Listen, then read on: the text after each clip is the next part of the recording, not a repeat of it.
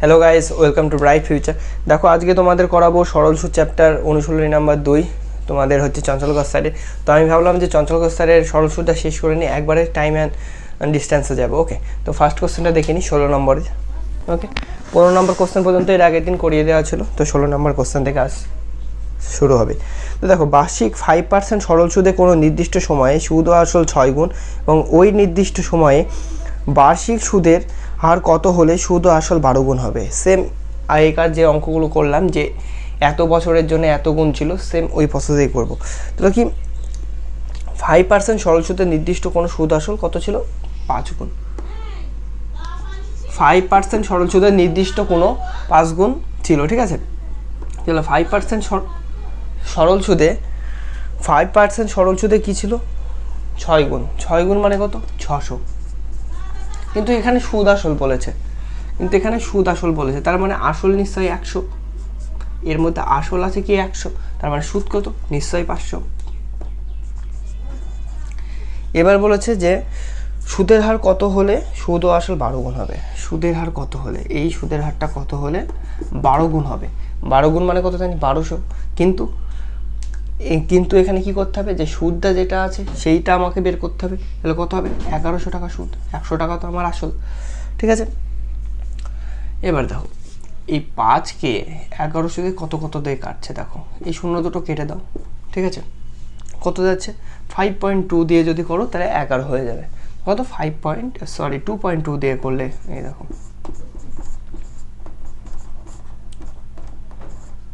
তাহলে 2.2 দিয়ে যদি এটাকে ভাগ করো তাহলে 11 হয়ে যাবে। এবার দেখো, তাহলে এটাকে 2.2 দিয়ে কী করতে হবে? গুণ করতে হবে। তাহলে 2.2 দিয়ে যদি এটাকে গুণ করে দিই তাহলে কত হবে? 5 দুগুণে 10, সাথে 1, 11। তাহলে 0.1, তাহলে কত হয়ে যাবে? 11%। Right answer. বোঝা গেল? তো এইভাবে হবে। তাহলে চলো নেক্সট কোশ্চেন, 17 নম্বর কোশ্চেনে যাচ্ছি। দেখো 2 নম্বরটা কী বলছে, মানে 17 নম্বরটা। বার্ষিক 2% সরল সুদে কোনো নির্দিষ্ট সময়ে সুদ ও আসল 2 গুণ হয়, তবে ওই নির্দিষ্ট সময়ে বার্ষিক সুদের হার কত হলে সুদ ও আসল 5 গুণ হবে। তো একই কী বলেছে, 2% সরল সুদে সুদ ও আসল, 2% সরল সুদে সুদ ও আসল 2 গুণ হয়, তার মানে সুদ কত? 100 আর 100 আসল।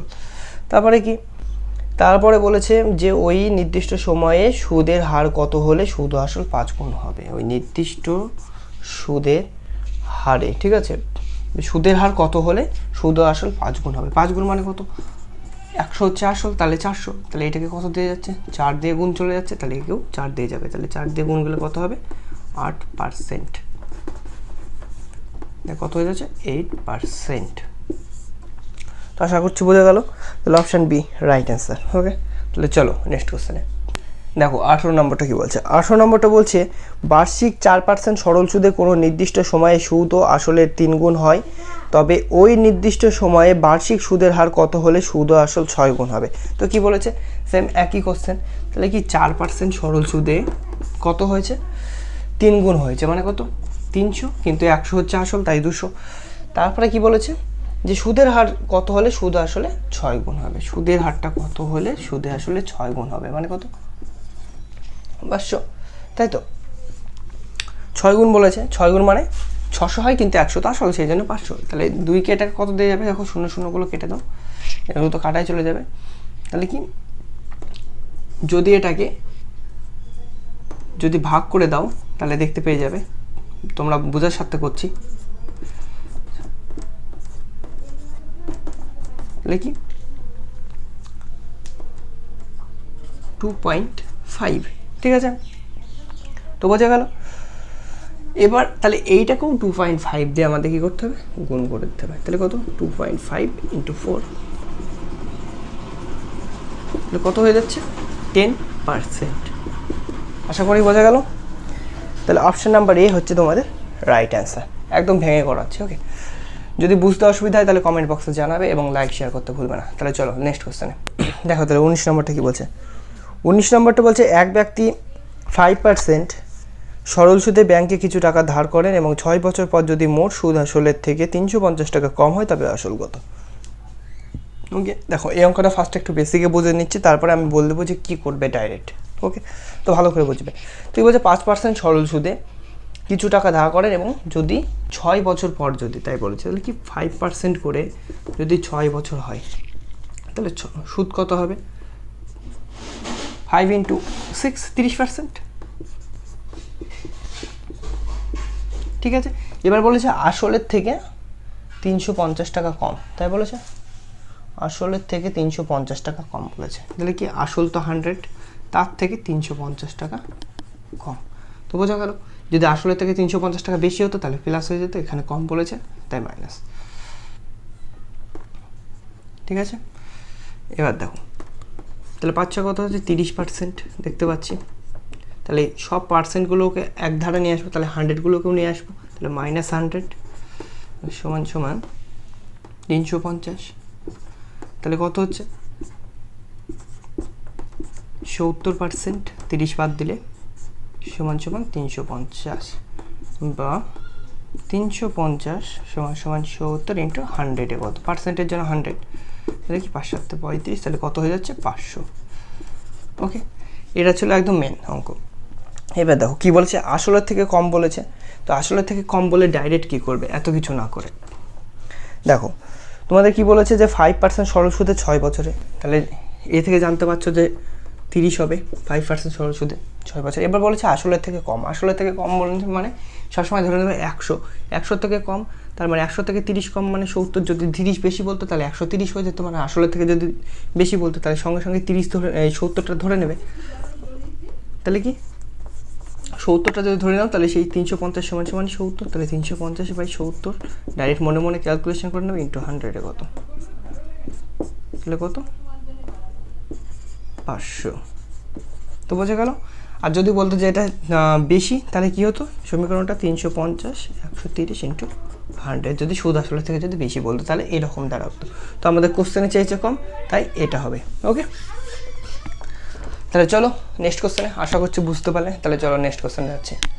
এবার দেখো 20 নম্বরটা কি বলছে। 20 নম্বরটা বলছে এক ব্যক্তি বার্ষিক 4% সরল সুদে ব্যাংকে কিছু টাকা ধার করলেন এবং 4 বছর পর যদি সুদ আসলের থেকে 336 টাকা কম হয় তবে আসল কত। এখানেও কি বলেছে 336 টাকা কম, কিন্তু কত 4% সরল সুদে 4 বছর পর, তাহলে কত হচ্ছে 4% সরল সুদে 4 বছরে,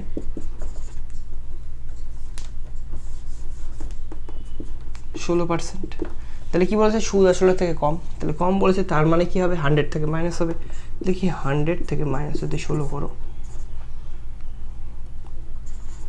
তাহলে কত হচ্ছে 84, তাহলে এই 84 সমান সমান কি 336 টাকা, এটা পার্সেন্টে আছে, সো কি 84 × 100। তো বোঝা গেল। দেখো ডাইরেক্ট যদি 84 দিয়ে কাটো তাহলে হবে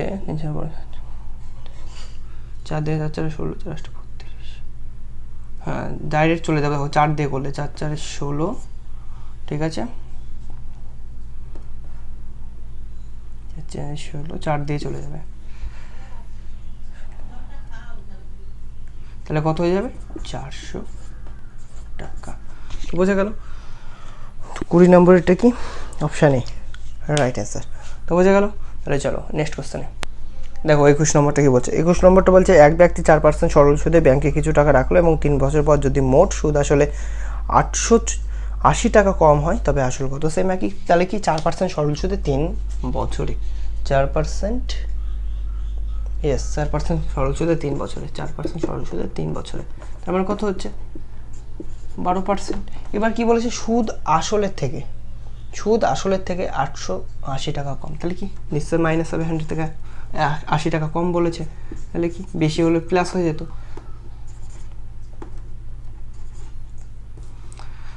ওকে, তাহলে 88, তাহলে এই 88 সমান সমান কি 880,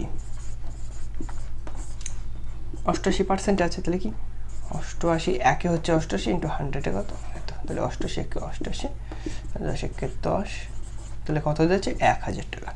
তাহলে 21 কত, 21 এ হচ্ছে রাইট অ্যান্সার। তো বোঝা গেল।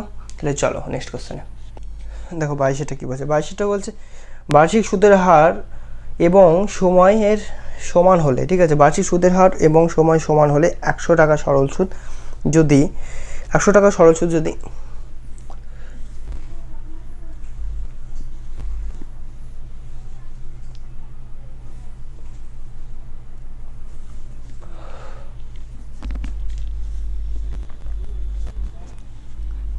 দেখো 22 নম্বরটা কি বলছে।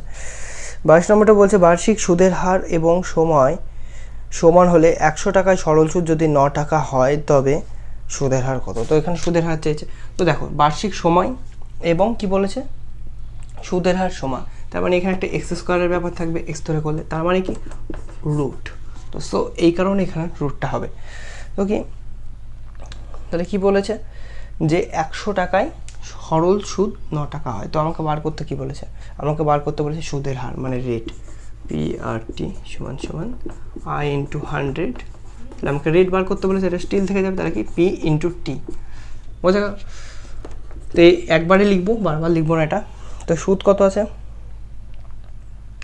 সুদ আছে 9 টাকা ইন্টু 100, প্রিন্সিপাল কত আছে 100 টাকাই বলেছে, এবং টাইমটা তো দেওয়া নেই, দরকার নেই, এক্স ধরে নিতেও পারো, ওকে, না ধরলে কোনো ব্যাপার নেই, পুরোপুরি রুটের মধ্যে থাকবে। তাহলে 100 কেটে যাবে, তাহলে 9 রুট কত আসছে 3, তাহলে 3%। তো বোঝা গেল। তো এইভাবে হবে। তাহলে চলো নেক্সট কোশ্চেনে দেখো 23 নম্বরটা কি বলছে। 23 নম্বরটা হলো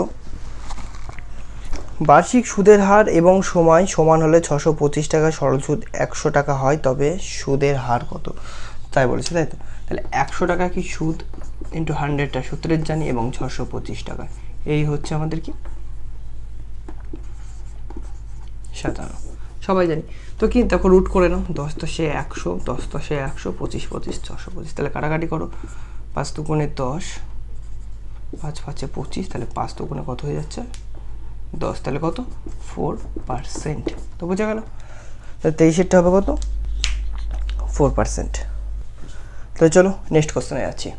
দেখো 24 নম্বরটা কি বলছে। 24 নম্বরটা বলছে বার্ষিক সুদের হার এবং সময় সমান হলে 729 টাকা সরল সুদ 144 টাকা হলে তবে সময় কত হবে, সেম একই চেয়েছে। তো আবার কি বলেছে যে তবে সময় কত হবে।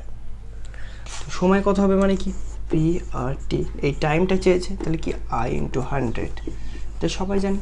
তাহলে P ইন্টু টিটা নিচে নেমে যাবে, P ইন্টু আরটা। তাহলে কি সুদ কত দেওয়া আছে, সুদ দেওয়া আছে 24 নম্বরটা 144 টাকা, 144 ইন্টু 100 ইন্টু প্রিন্সিপাল দেওয়া আছে কত 729 টাকা, ঠিক আছে 729। তাহলে কি এখানেও কিন্তু বলেছে দেখো সুদের হার এবং সময় সমান হলে, তার মানে কি এখানেও রুটের ব্যাপারটা হবে। তাহলে দেখো এটা রুটের মধ্যে করে দাও, দেখো এখান থেকে কাটাকাটি করলে আসবে পুরোটা 120/27, তাহলে 3 9 27, 40/9, তাহলে 40/9 যদি হয় 36, 4 × 4 = 9%, 24-এরটা সরি বছর, 4 × 4 = 9 বছর, ওকে। তো বোঝা গেল। তাহলে চলো নেক্সট কোশ্চেনে দেখো 25 নম্বরটা কি বলছে। 25 নম্বরটা বলছে বার্ষিক সুদের হার এবং সময় সমান হলে 225 টাকায় সরল সুদ 4 টাকা হয় তবে সময় কত হবে। তো সময় চেয়েছেন, তাহলে সময় চেতে গেলে কি সেম আগেকার মতো করব, আগেরটার মতো করব। তো সেম কি বলেছে যে 400 টাকা হয় সুদ, সরি 4 টাকা হয় সুদ, তাহলে 4 × 100 কত 225 টাকা, আর বাদ বাকি যে দুটো দেওয়া আছে সে দুটো সমান, তাহলে রুট। তাহলে দেখো হচ্ছে 2-এর যদি রুট 4-এর যদি করি তাহলে 2, 100 যদি করি তাহলে 10, যদি আমরা রুট করে নিই, আর 25-এর করলে কত হবে 15, তাহলে কত 10 × 2 = 20/15,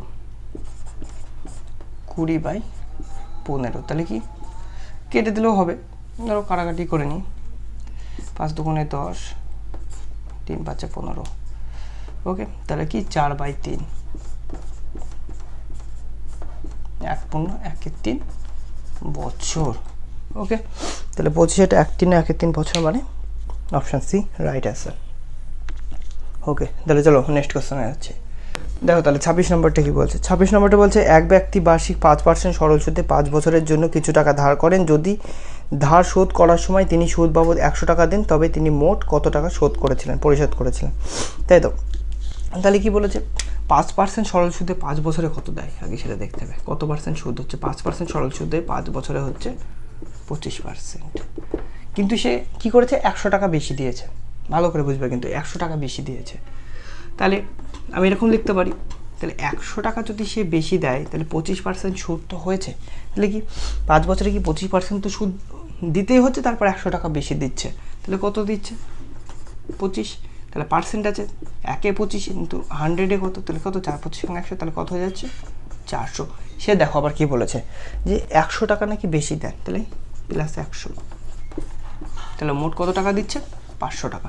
তো বোঝা যাচ্ছে, তাহলে অপশান বি হচ্ছে রাইট অ্যান্সার। তো এই অঙ্কগুলো প্রত্যেকটা এইভাবে চলে যাবে। চলো নেক্সট কোশ্চেনে যাচ্ছি। দেখো 27 নম্বরটা কি বলছে, এক ব্যক্তি বার্ষিক 3% সরল সুদে 6 বছরের জন্য কিছু টাকা ধার করেন। যদি ধার শোধ করার সময় তিনি সুদ বাবদ 144 টাকা দেন, তবে তিনি মোট কত টাকা পরিশোধ করেছিলেন। সেম একই, তাহলে 3% সরল সুদে 6 বছরে কত হবে 18% সুদ হবে। আবার সে কি 144 টাকা কী করেন বেশি দেন, তাহলে কি 144, তাহলে 1-এ কত 18 এবং 100-এ কত 100, তাহলে কি 8 দিয়ে যাচ্ছে, তাহলে কত হয়ে যাচ্ছে 800, কত হয়ে যাচ্ছে 800। তারপরে কি 144 টাকা বেশি দেন, তাহলে 944 টাকা মোট। তাহলে 27 নম্বরটা কত, অপশান ডি রাইট অ্যান্সার। তো বোঝা গেল। তো এইভাবে প্রত্যেকটা অঙ্ক হবে। তাহলে চলো নেক্সট কোশ্চেনে দেখো 28 নম্বরটা কী বলছে। 28 নম্বরটা বলছে, এক ব্যক্তি বার্ষিক 5% সরল সুদে 3 বছরের জন্য কিছু টাকা ধার করেন। যদি ধার শোধ করার সময় তিনি সুদ বাবদ 150 টাকা দেন, তবে তিনি মোট কত টাকা পরিশোধ করেছিলেন। তাহলে কি 5% সরল সুদে 3 বছরে কত হচ্ছে 15%। তারপরে কি বলেছেন, তারপরে বলেছে 150 টাকা সে বেশি দেন, তাহলে কি এই 150 সমান 15, তাহলে 1-এ হচ্ছে 15, 100-এ কত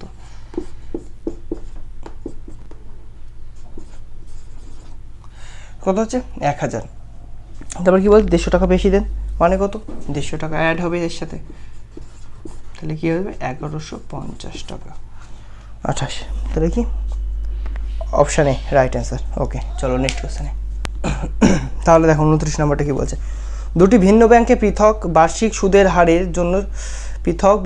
হারের জন্য জমা রেখেছিলেন 750 টাকা এবং 2 বছরের সুদের পার্থক্য হয় 90 টাকা। তবে ব্যাংক দুটি বার্ষিক সুদের হারের পার্থক্য কত, এটা চেয়েছে। তাহলে কি সুদের হারের পার্থক্য কত, তো সুদের হার বের করতে বলেছে। তাহলে কি PRT সমান I/100 জানি আমরা, ঠিক আছে। তাহলে সুদের হার তার মানে রেটটা বের করতে বলেছে, তাহলে কি P/Tটা নিচে নিয়ে যাবে। তাহলে কি সুদ কত দেওয়া আছে 90 টাকা, 2 বছরে 90 টাকা, 90 × 100, প্রিন্সিপাল কত দেওয়া আছে 750 টাকা, ইন্টু টাইমটা কত দেওয়া আছে, টাইমটা দেওয়া আছে 2 বছর, 0 0 করে দাও, 3 3 × 9, 3 25 75, 4 25 100, তাহলে কত হচ্ছে 12/2, 12/2 মানে 6 2 12, 6%। ওকে, তো সুদের পার্থক্য হবে কত 6%। সেম একইভাবে চলে যাবে। তো চলো লাস্ট অঙ্কটা দেখে নিই। দেখো 30 নম্বরটাকে বলছে, 30 নম্বরটা বলছে দুটি ব্যাংকে পৃথক বার্ষিক সুদের হারের জন্য 200 টাকা, 3 বছরের সুদের পার্থক্য 60 টাকা হয়। তো ব্যাংক দুটির বার্ষিক সুদের পার্থক্য কত, সেম একই। তাহলে কি বলেছে 60 টাকা সুদ কত টাকায় 200 টাকায় 3 বছরে, 200 টাকায় 3 বছরে। তো বোঝা গেল সেম একইভাবে হবে যেভাবে আগের সূত্রেতে করেছিলাম। 0 0 কেটে দিলাম, 30 তো 60, 3 × 10 = 30, কত তাহলে 10%। তাহলে 30-এরটা কত, 30-এর সি হচ্ছে রাইট অ্যান্সার। ওকে, তো বোঝা গেল। তো সরল চ্যাপ্টার শেষ হয়ে গেল। তো কালকে করাবো সুবিদ্যা স্যারের time and distance. Okay, time and ডিস্টেন্সটা শুরু করবো, তারপরের দিন আবার চঞ্চল ঘোষ স্যারের অনুশীলন নাম্বার 1 টাইম অ্যান্ড ডিস্টেন্স শুরু হবে। তো দেখো দুটো চ্যাপ্টার যদি একসাথে করায় তাহলে বুঝতে সুবিধা হবে, কারণ সেই জন্য আজকে সরল সূত্রটা শেষ করে দিলাম। তো বোঝা গেল। তো চ্যানেলটা যদি ভালো লাগে তাহলে লাইক করবে, সাবস্ক্রাইব করবে এবং শেয়ার করে দেবে বন্ধুদের মধ্যে। তো সবাই ভালো থেকো, সুস্থ থেকো, টাটা, বাই বাই।